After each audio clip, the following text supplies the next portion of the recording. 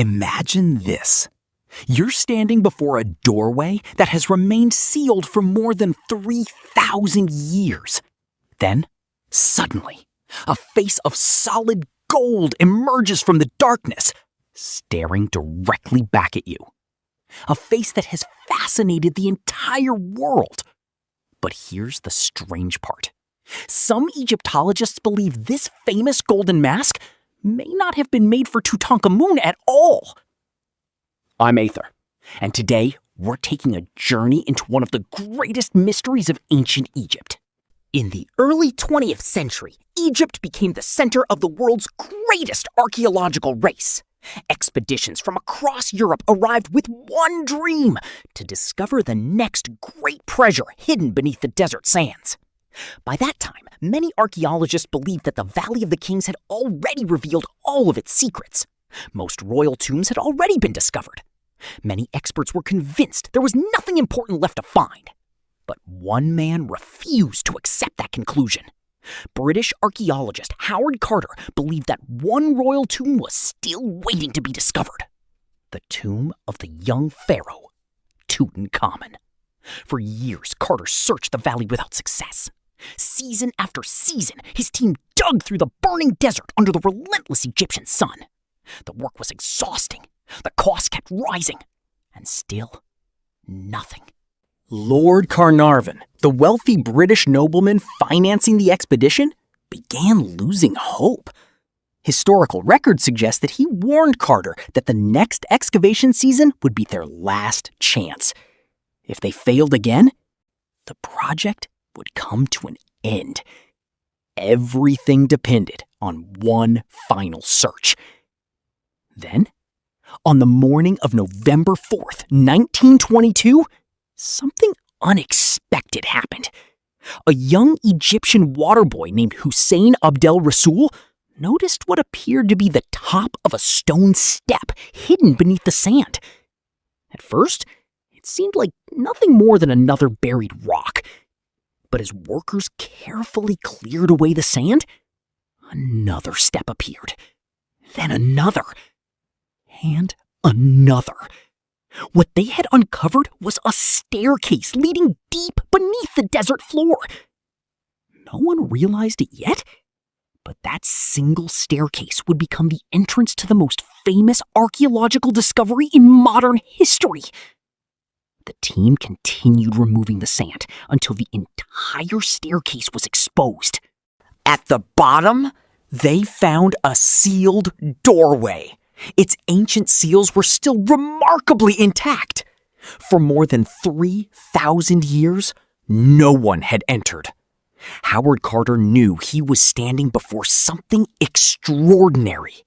When the doorway was finally opened, a narrow passage appeared. At the end of that passage, another sealed door. Carter made a small opening and carefully looked inside. Lord Carnarvon asked him the question history would never forget. "Can you see anything?" Carter answered with words that would become legendary. "Yes, wonderful things." Behind that final doorway, the expedition entered a world that no human eyes had seen for more than 3,000 years. Everywhere they looked, there were treasures. Golden chariots, beautiful furniture, statues, weapons, jewelry. Countless priceless objects filled the chambers of the tomb. It was one of the greatest archaeological discoveries in human history. But the most extraordinary treasure had not yet been found. Years of careful excavation followed. Every object had to be documented, photographed, and safely removed before the burial chamber could finally be examined. Then, Howard Carter reached the mummy of the young king. The body was protected by several layers of beautifully crafted coffins, each one nested inside another. The deeper the archaeologists went, the more astonishing the craftsmanship became. Finally, they uncovered something breathtaking. A magnificent golden face resting peacefully over the mummy. It looked almost untouched by time. Its calm expression, its perfectly balanced features, and the incredible shine of its gold made it seem as though it had been created only yesterday. This was the famous golden mask of Tutankhamun. Today, it is recognized as one of the greatest masterpieces ever created by human hands. But for the ancient Egyptians, it was far more than a beautiful work of art. They believed that death was not the end of life. Instead, it was the beginning of another journey. According to their beliefs, the soul needed to recognize its own body before it could continue into the afterlife. The funerary mask played an essential role in that journey. It protected the king, preserved his identity, and helped guide him toward eternal life. Every detail carried meaning. Nothing was created by chance. The mask itself stands approximately 54 centimeters tall and weighs more than 10 kilograms. Many people imagine that it was made from a single block of pure gold. But modern scientific studies have shown something far more fascinating. The mask was crafted from different gold alloys with varying levels of purity. Each section was carefully selected for both appearance and durability. The eyes were created using a remarkable combination of quartz and obsidian, giving the king a lifelike gaze that still captivates visitors today. The eyebrows and cosmetic lines around the eyes were decorated with deep blue lapis lazuli. Other precious stones and colored glass were carefully placed throughout the mask, creating one of the finest examples of ancient Egyptian craftsmanship. Even the royal cobra and vulture displayed on the forehead were symbols of power. Together, they represented the protection of both Upper and Lower Egypt. Nothing on the mask was merely decorative. Every color, every material, every symbol, every engraved line had a spiritual purpose. The back of the mask was covered with carefully carved hieroglyphic inscriptions. These were not simple decorations. They were sacred protective spells taken from ancient Egyptian funerary texts.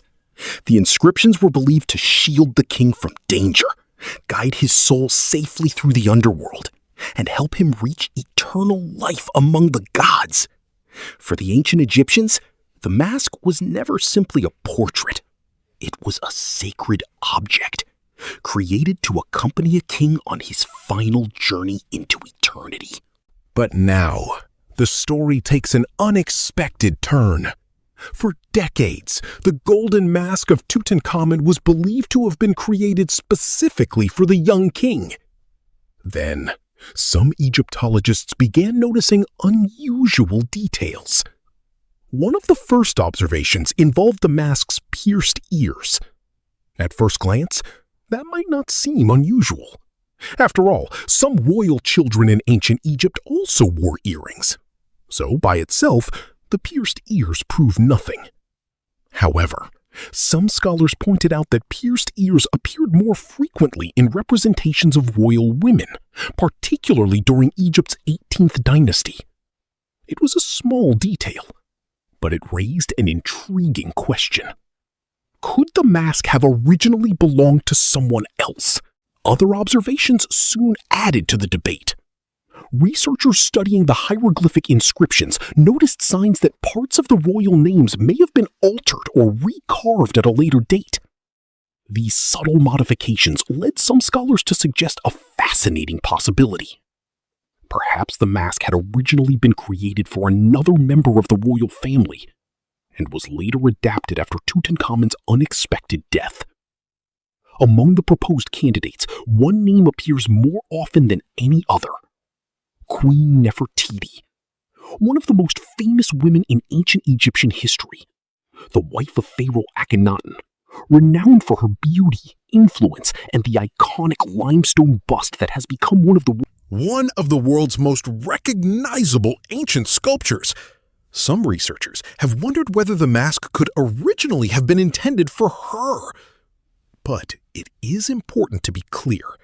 There is no conclusive archaeological evidence proving that the golden mask ever belonged to Nefertiti. Many Egyptologists reject this theory entirely. Others believe it deserves further investigation. For now, the mystery remains unsolved. And perhaps that uncertainty is exactly what makes the mask even more fascinating. After surviving for more than 3,000 years, the Golden Mask faced an unexpected danger in modern times. In 2014, during maintenance work inside the Egyptian Museum in Cairo, the ceremonial braided beard attached to the mask accidentally broke off.